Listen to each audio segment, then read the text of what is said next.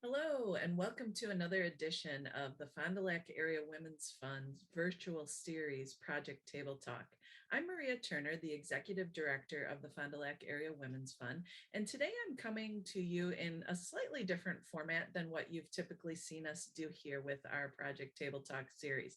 Generally, we have a couple of guests on, we sit around, and we discuss topics that are related to the work that the Women's Fund is doing here in Fond du Lac.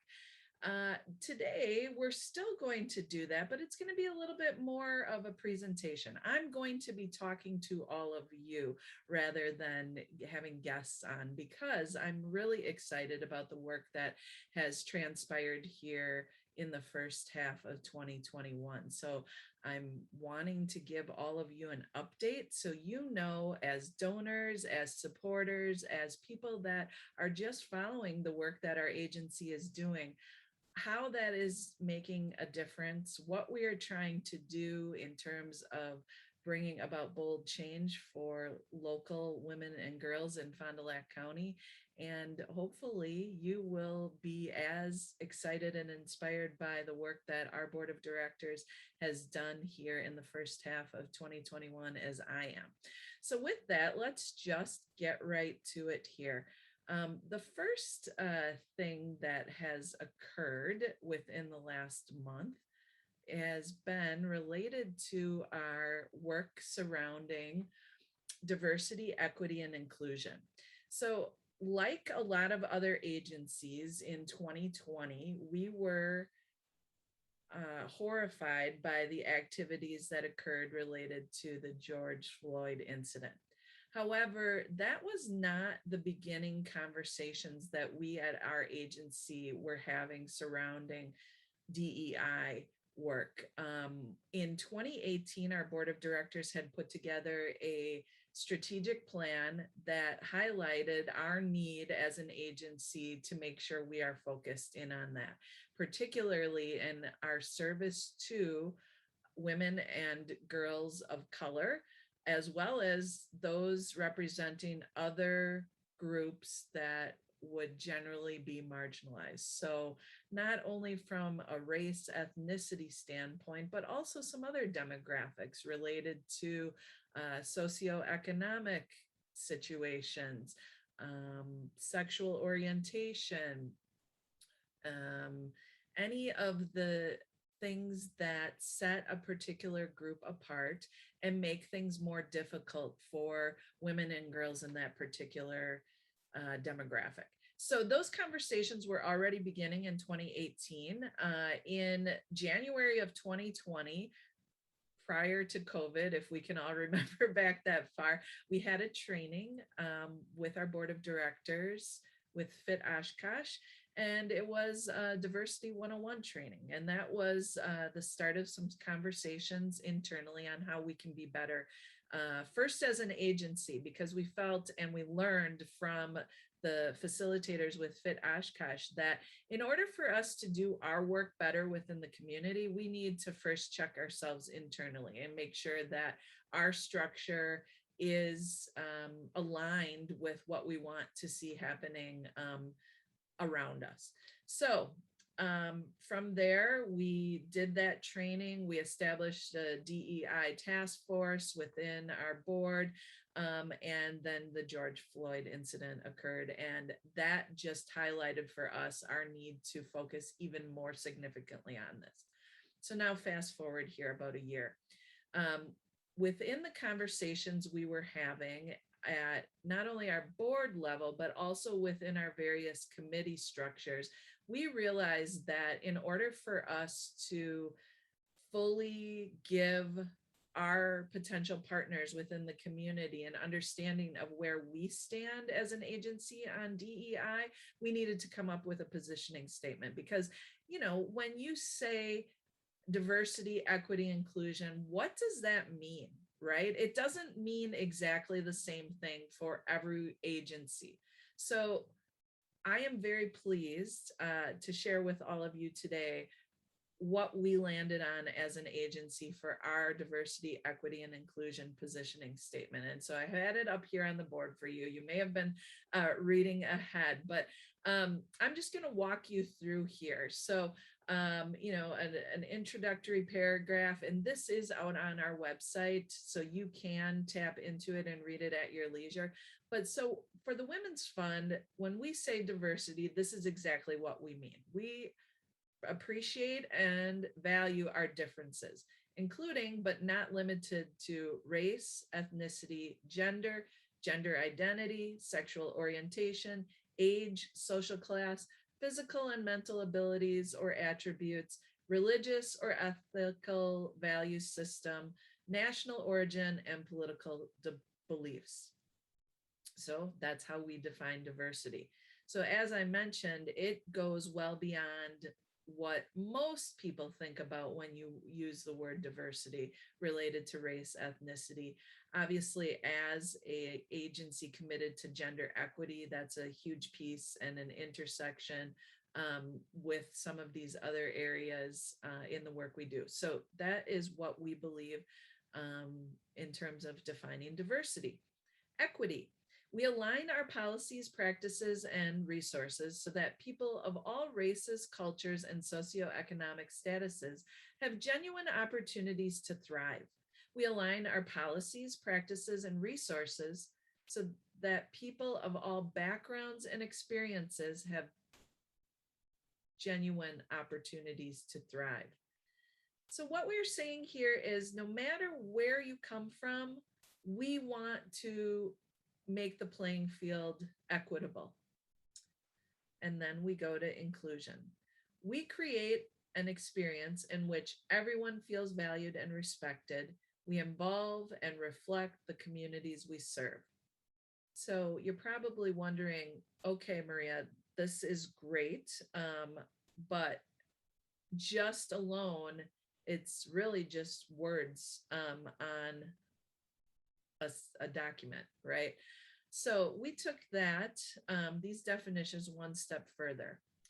And we wanted to communicate to all of you within the community how this plays out in various ways within our agency structure. So we have our board of directors, and we also have various committees, working committees that are made up of both board members as well as community volunteers working to help us carry out everything we are doing to serve the women and girls within Fond du Lac County. So how we're going to implement our DEI positioning statement. Our grants committee supports a diverse population of constituents through partner agency programming. It is our intent that our partnerships and grant support enhance their ability to continue to support diversity, equity, and inclusion, and increase or improve outreach into our community. So one of the things we talked about within this particular committee was that, first of all, we updated our grant application, and we will be rolling that out here with a workshop today, as a matter of fact, Thursday. But we also wanted to ensure that within that application, we are not prescribing our definition of diversity, equity, and inclusion on the particular agencies that may be partnering with us. While we want their goals in DEI work to broadly align with what the Women's Fund is stating in our statement, we are not telling them that you have to do it our way, but we will ask, and we do want to know, what ways are these agencies moving their agencies forward to address diversity, equity, inclusion, to ensure that they are meeting the needs of all people here in Fond du Lac County. So that's within our grants committee. Our communication and community education committees will provide tools and resources utilizing Women's Fund supported mediums to help educate the broader Fond du Lac community on DEI related issues and continue to share content that is diverse in representation of women and girls. So that's part of what I'm doing here today. So educating through Project Table Talk, which is a component of our FDL Says No More initiative.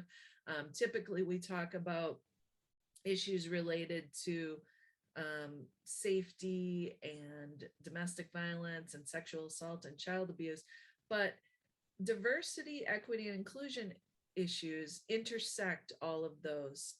Those issues are made worse for women and girls of color, not because there's a greater propensity of that happening within those communities, but because there's limitations surrounding how readily they are able to access various resources. So our goal through our communications and our community education efforts will be to have a focus related to that as we go about our regular programming.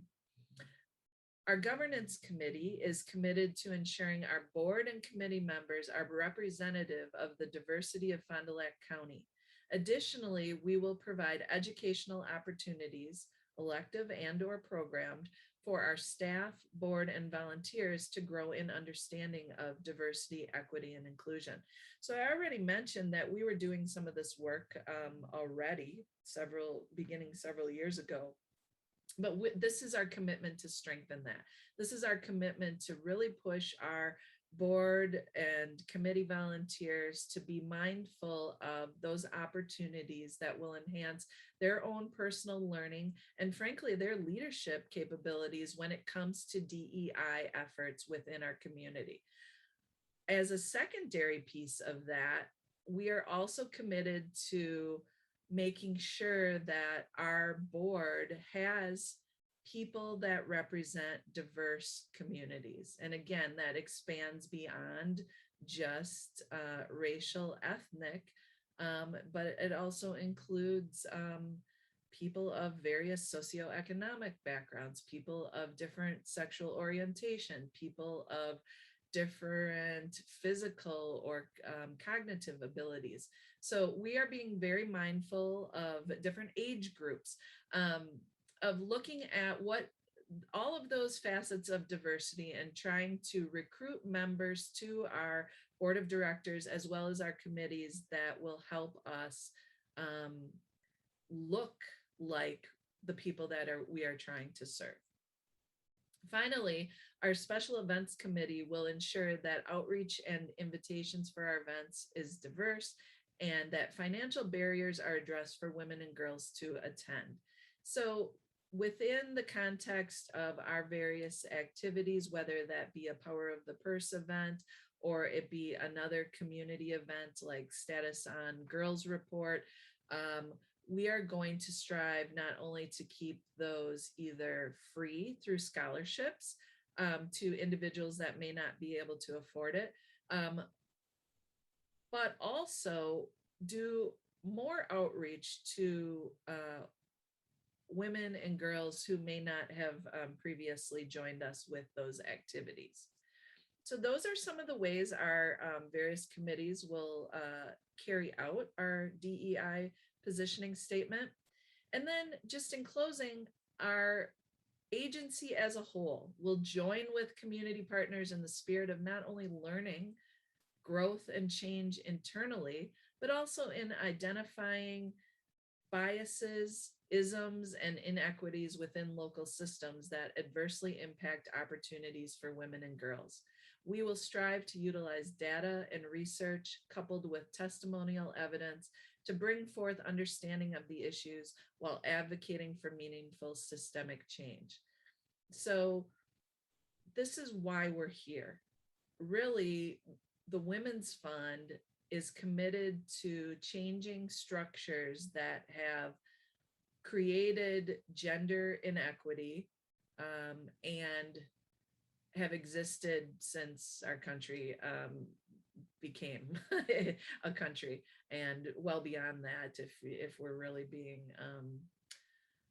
detailed about the origins of inequity for gender. But this just says that, not only are we going to be mindful of the stories that we hear from people living here in Fond du Lac County, but we're also going to use data. We will maybe do some of our own research, which we have done some of our own research here with the status of women in Northeastern Wisconsin, a collaborative report that comes out every several years with the other women's funds in Northeastern Wisconsin. And we also collaborated with that same group of women's funds to put out the COVID-19's impact on women of Northeastern Wisconsin report, which is another key piece of some of these changes that we are implementing. So exciting work in the realm of diversity, equity, and inclusion. Our board of directors approved this statement in August, this month, at our August meeting. And we will be utilizing this statement as we move forward, as identified within each of those committees as a guiding principle for all the work that we do, at least over the course of the next several years. So I'm happy to share that information with you today. I'm very proud of the work of numerous board members. We also reached out to community members, Larice Snyder, Diana Hammer,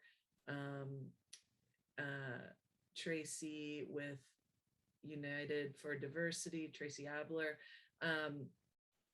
just to get their take on how we would move forward with this at the very beginning last June. And this is the culmination of that. So that was one big thing that we accomplished. The next big thing was we added a pillar to our funding priorities. So we previously had 4 foundational pillars that were established when the Women's Fund began, and those were safety, dignity, and freedom from violence, financial or economic self-sufficiency, education, and leadership development. In light of everything that's gone on with COVID, we decided to add another pillar, that being health and well-being. So when we talk about health, it's very broad. It's not only physical health, which obviously COVID has had an impact on people's physical health, but also well-being, meaning particularly mental health, trauma, and that goes beyond COVID. And I'm very excited that we are adding this pillar because I think that it needed to be here even prior to COVID. But what we're seeing with COVID and the impact that it has had on women in particular, this is responsive to that. So that was another thing that our board did at their August meeting. They approved this pillar. Now, how do we plan to weave some of this all together? Like, why are we doing this, you might ask? Well, this is all in alignment with our strategic plan. So earlier this year, our board set off on updating our strategic plan with Stephen Covey's wildly important goal, WIG, it's called for short. And the premise of that wildly important goal is to identify one thing that your organization wants to do like really, really well, and build all of your other strategies and plans within your agency off of that. So that's what we did. So our wildly important goal is to ensure long-term organizational viability through increased community impact, from a percentage in 2019 that we are still putting together, to new year growth projection percentage, and secondary touch points with women and girls in the county by December 31st, 2023. So this is a long-term plan, strategic plan, like many are. And you'll notice that within that, we've identified 3 objectives, and that's where these other components that I've just covered in terms of where we've come so far this year fall. So the first objective is DEI efforts woven through everything we do at every level equal a way of life that we can take out into the community. So thus the DEI positioning statement, very important to that primary objective underneath our wildly important goal. The second objective is increase visibility through community awareness and engagement. So again, ties into some of the things that I've covered related to both the DEI opportunities that we plan to carry out through various committee work, and as well as adding in that pillar.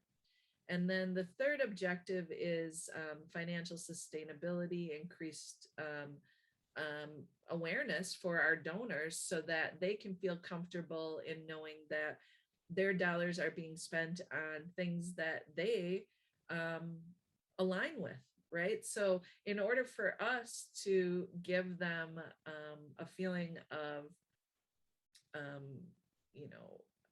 I don't want to say safety, but a feeling of calm and knowing that we are a resource for them to carry out their philanthropic activities, this is how we're doing it, by communicating some of these things, by establishing this longer term strategy, and by putting action behind the words.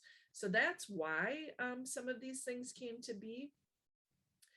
Additionally, and this is just a little sneak peek at some of the key findings from that COVID impact study that I mentioned that we did with the other 3 women's funds in northeastern Wisconsin. So those were women's funds in Green Bay, the Fox Valley, and Oshkosh. We came together. We had a funding partner through the Basic Needs Giving Partnership in the Fox Valley and Green Bay. And they were able to help us bring St. Norbert's team, research team on to help us with this study. So we are at a point now where we're looking at some of the data from that study. And what we're finding is that we need to be responsive to that data. So, I've just pulled up a couple of the key findings. Let me share those with you. So 70% of women with children felt their mental health plummet during COVID over the course of the pandemic, about a year's worth. That is significant. That is a significant impact on women, on their health and well-being. And so our response to that, as I noted, was to add that 5th pillar. Also related to mental health, 31% of women who took the survey, there were more than 1,000 women that took the survey, took prescription medication to help with emotions or concentration during the pandemic. So again, a significant number of women impacted from a health and well-being standpoint. So thus, we are aligning with that research and data within the work that we are doing to ensure that our work is purposeful. Also, another important factor, if you're familiar with the work that we are doing with Fond du Lac Says No More, of which Project Table Talk, this particular program, is a part, you know that we have been committed over the past several years to increasing awareness and working on prevention related to power-based violence. So domestic violence, child abuse, and sexual assault. Those are issues that primarily impact women as victims, and it's important for us to focus on that. Why is it important? We already knew some of the national statistics, but here is a local statistic that we found from the COVID report. So over 50% of moms said that they saw some form of verbal abuse or criticism directed at their children during the pandemic. 50% of the households saw increased or more frequent child abuse, essentially, within their households during the time of the pandemic. Now, in homes where abuse didn't already exist, it didn't suddenly crop up over the course of the pandemic, which domestic violence advocates will tell you that they know that. Times of stress do not create abuse. Power and control creates abuse. However, stressful situations can make an abuser become more intense and more frequent with the abuse that they perpetrate. So our study showed that. So again, our alignment of a pillar that has existed for a long time within our agency, but has been really ramped up with our Fond du Lac Says No More initiative, aligns again with this research and data to show that yes, we're being very purposeful in the work. We see what is going on here in Fond du Lac County, and we want to be responsive to that. So I'm very pleased with what our board is doing to address these issues, and wanted to share this with you because I think it's important that you, as supporters, as donors, as people that just follow the work that we're doing, know the importance of that. So in closing, I want to just maybe address some questions you might have about what's the big deal here, Maria? Why are you sharing this information? You know, it's good information to have, but you know, what does this really mean for the women and girls of Fond du Lac County? So first off, I believe that our interest in aligning our work with research and data and the testimonial stories of the people living here makes us a better partner to any other agency within the community that wants to collaborate with us, not only on grant making, but also on initiatives like Fond du Lac Says No More. So if we are doing this research, if we are responding to the research, we are able to put that into the community, provide a service to say, look, here is what is going on. Will you, other nonprofit agencies, join with us in some way to help change the course for women and girls here in Fond du Lac County? So that's number one, to be a better community partner. Okay. Number two would be to be a better partner to our donors. I think I alluded to it earlier that as a donor, you have so many choices and where you might invest your dollars, where your philanthropic interests may cross over. And if your interests are in helping women and girls, we want to show you that we are being purposeful in the work that we're doing. We are being purposeful in the direction that we are moving, that we have done our homework, and that you can feel good that when we also review grant applications for potential grant making partners, that homework is the guiding principle of how your donations to the Women's Fund will be spent, right? So to be a better partner to our donors.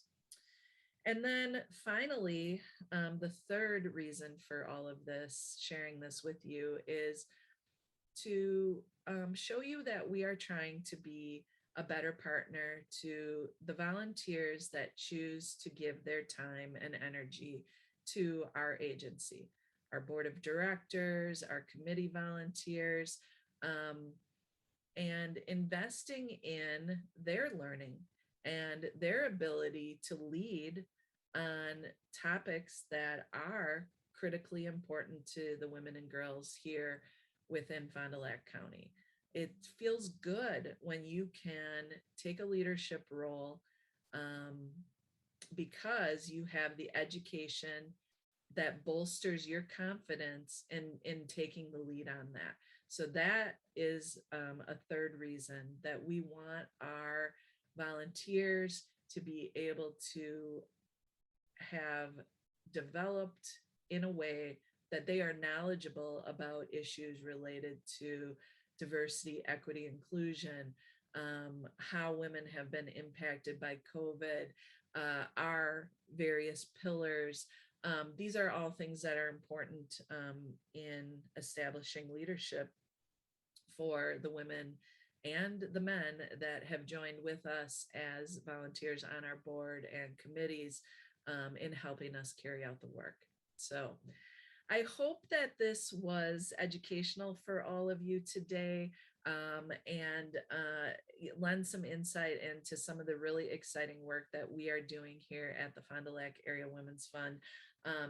Halfway through 2021, and boy, does it feel good, right? I think I speak for a lot of both nonprofit agencies as well as businesses in general in the idea that during COVID, I'm sure we all felt like we were just treading water, just working as hard as we could to keep our head above water.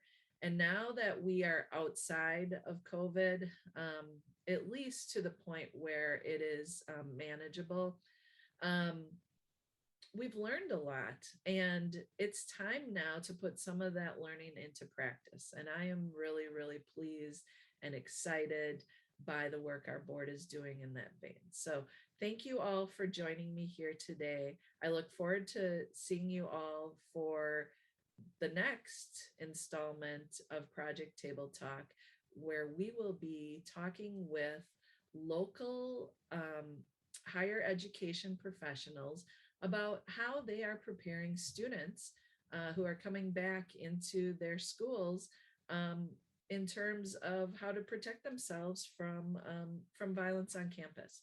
So I'm excited about that next one. We hope you join us. Thank you very much again for spending time with us at the Women's Fund.